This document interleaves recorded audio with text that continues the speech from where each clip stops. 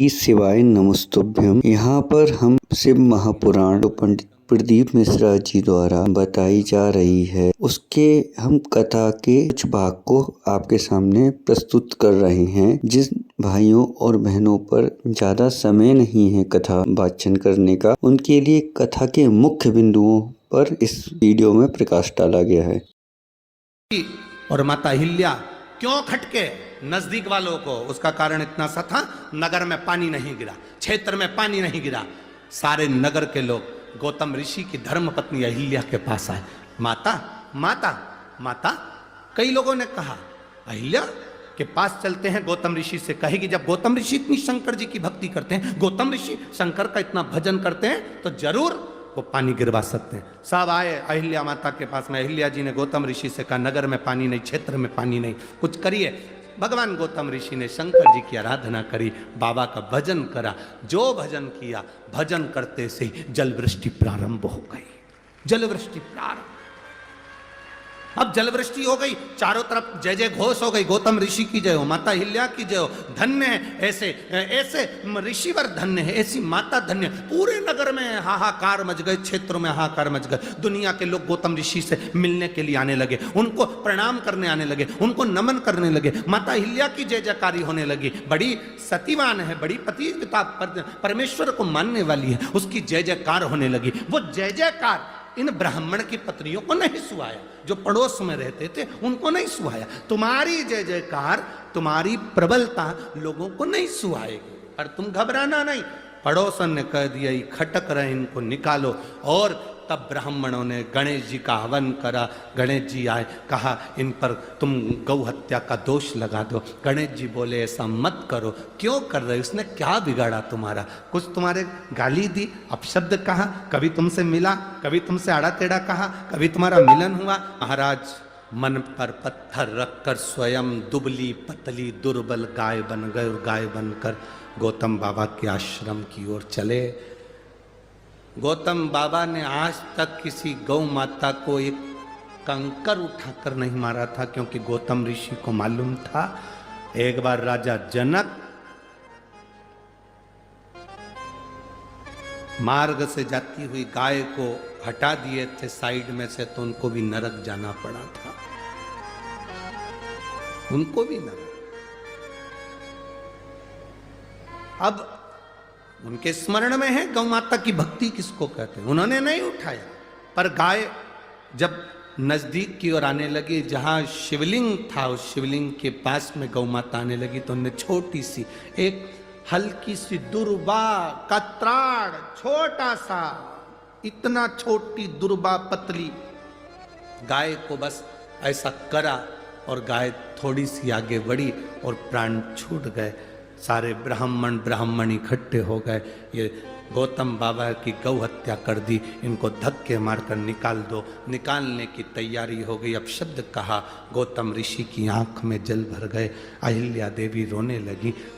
अहिल्या जब रोई तब गौतम ऋषि ने कहा कहाँ जाएंगे? अहिल्या कहती है आप चिंता ना करो, वो है जिसको हमने समय दिया, वो हमारा समय संभालने के लिए जरूर आएगा।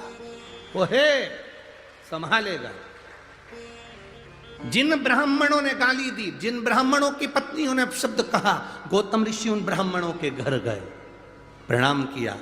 आप बताओ गौ हत्या का दोष कैसे मिटेगा? 1000 वर्ष तक तुम्हें तप करना पड़ेगा, साधना करना पड़ेगी, भूखा रहना पड़ेगा, भोजन नहीं करना है, गोबर पर लिपे हुए पर बैठकर तप साधना करनी है, जंगल में रहना पड़ेगा, और गंगा को अपने घर तक लेकर आना पड़ेगा। तब तुम्हारा ये पाप ब्रह्म हत्या का, गौ हत्या का कटेगा। गौतम ऋषि ने स्वीकार कर लिया, मैं सारे तीर्थ करूंगा, तीर्थ कर कर बाद में तप करूंगा, 1000 वर्ष तक गंगा को लेकर आऊंगा। अब उन्होंने तो कहा था गंगा को लोटे में लिया ना, पर इनने समझा गंगा को यही लाना पड़ेगा। बैठ गए तप साधना करने के लिए। 1000 वर्ष निकल गए। शंकर भगवान प्रकट होकर सामने खड़े हो गए। मांग गौतम बाबा, क्या चाहिए गौतम ऋषि? अहिल्या तुझे क्या चाहिए? गौतम ऋषि सम्मुख गौतम ऋषि। शिव जी कह रहे हैं मांगो, गौतम ऋषि कहते हैं बस कृपा करो, गंगा लाना है यहां। इतनी सी बात। शंकर जी ने कहा पहले मेरा मन कर रहा है कि जिसने तेरे पर झूठा इल्जाम लगाया उनको मैं पूर्ण तरह से बर्बाद कर दूं। जिन्होंने तेरे ऊपर गलत इल्जाम लगाया मैं उनको श्राप देना चाहता हूं। इतने में गौतम ऋषि की पत्नी अहिल्या चरण में पड़ गई। ना ना बाबा, बाबा ना, बाबा ना, ना। अरे उन्होंने तुमको ब्राह्मण गौ हत्या लगा दी, मैं उनको श्राप देने के लिए तैयार हूं। अभी हाथ में शंकर जी ने जल लिया गंगा का, श्राप देने। मां हिल्या चरणों में पड़ गई। बाबा ना, बाबा ना, मैं तुम्हारे हाथ जोड़ती हूं बाबा, हमारा पुण्य इतना हमने करा, उसका ये फल मिलेगा कि ब्राह्मण की पत्नियों को और पतियों को श्राप। ना बाबा, बाबा ना। चरण पकड़ लिया हिल्या ने भोलेनाथ के। बाबा रुको, बाबा कह रहे हैं उन्होंने गालियां दी, अपशब्द कहे, ताने दिए, गौ हत्या का दोष लगाया, तुम उनको श्राप नहीं देने दे रही? नहीं बाबा, मैं श्राप नहीं देने दूंगी। क्यों? क्योंकि बाबा अगर वो हम पर दोष नहीं लगाते, गाली नहीं देते, ताना नहीं देते, गौ हत्या नहीं लगती तो आप भी तो नहीं आते, आप भी तो नहीं आते। जब हमको गालियां पड़ी, जब अपशब्द कहे, ताना दिया, आना टेढ़ा कहा, जब हमारे ऊपर दोष पर दोष लगाए, हम भक्ति में डूबे रहे, तभी तो आपका दर्शन हुआ है ना बाबा। अगर वो नहीं होते तो आपका दर्शन कैसे होता बाबा? बस आप मिल गए ना बाबा, उनको छोड़ो, आप तो गंगा को लाइए। शंकर भगवान ने 7 जटा में से 7 केश को ऊंचा किया, गंगा की धार गोदावरी बनकर निकलकर प्रकट हो गई। गोदावरी बनकर प्रकट। भागीरथ बाबा गंगा को लाए थे और गौतम बाबा गंगा को लाए थे। भागीरथ बाबा जिस गंगा को लेकर आए उसको भागीरथी कहा गया, और गौतम बाबा जिस गंगा को लेकर आए उसको गोदावरी कहा गया। भागीरथ बाबा जिसको लेकर आए उसे भागीरथी कहते थे, और गौतम बाबा जिसको लेकर आए उसको ये। जब तक अपशब्द लोग नहीं कहेंगे तब तक भगवान भी नहीं मिलता साहब, को मालूम पड़ेगा। आपको कलकत्ता में कहा था देव दीपावली के दिन 7 दीप 7 पुष्प का पूजन अवश्य करें, खजाना लुटाता है। जैसे हमारे यहाँ कुबेरेश्वर धाम पर दिवाली के दूसरे दिन सुबह 9 बजे से 12-1 बजे तक खजाने का काम रहता है बाबा का।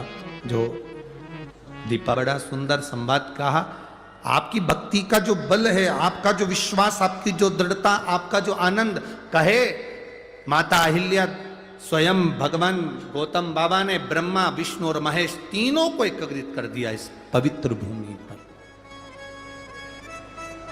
पवित्र भूमि पर तीनों को, तीनों प्रकट। हमारे शिवाय नमस्तुभ्यं श्री शिवाय नमस्तुभ्यं श्री शिवाय नमस्तुभ्यं। भोला सब दुख काटो, सब दुख काटो मारा, ओ भोला सब दुख काटो मारा। वेश है मंगल मंगलकारी, वेश है मंगल मंगलकारी। भगवान शंकर का संवाद कर रहा है। तारकासुर के हृदय में शिव समाहित है। बड़ी सुंदर लीला है तारकासुर और षडानंद कार्तिकेय जी की। जिस तारकासुर के 3 पुत्र हुए थे, जिन्होंने 3 पुरियों का निर्माण करा था, शंकर जी ने उनका संहार करा था, तो त्रिपुरारी शिव। बड़े सुंदर सुंदर संवादों का स्मरण। जैसे एक दीपावली का पर्व होता है, जिस पर्व पर आप और हम भगवान को दीप लगाते हैं, उसका फल हमें मिलता है। एक देव दीपावली होती है, जिसका फल, जिस दिए को हम लगाते हैं, उस दिए का जो फल है वो हमें देवताओं के माध्यम से प्राप्त होता है।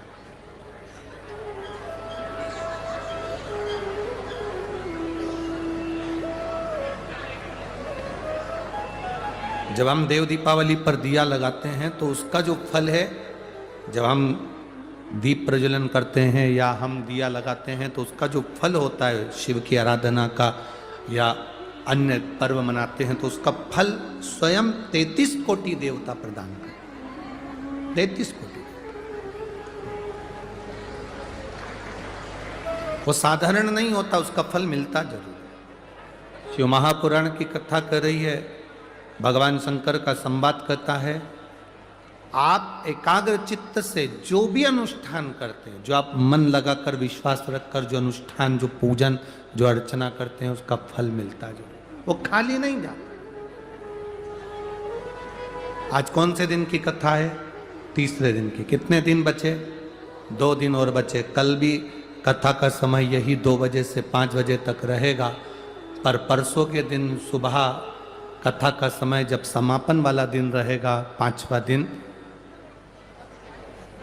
वो कथा का दिन, उस दिन कथा का समय सुबह 8 बजे से 11 बजे तक रहेगा। सुबह 8 बजे से 8 बजे से 11 बजे तक का जब परसों का समय रहे, कल तो यही। अगर यह वीडियो आपको पसंद आई हो तो रूपल राठौर ब्लॉग चैनल को सब्सक्राइब करें, लाइक करें और शेयर करें। जय श्री महाकाल।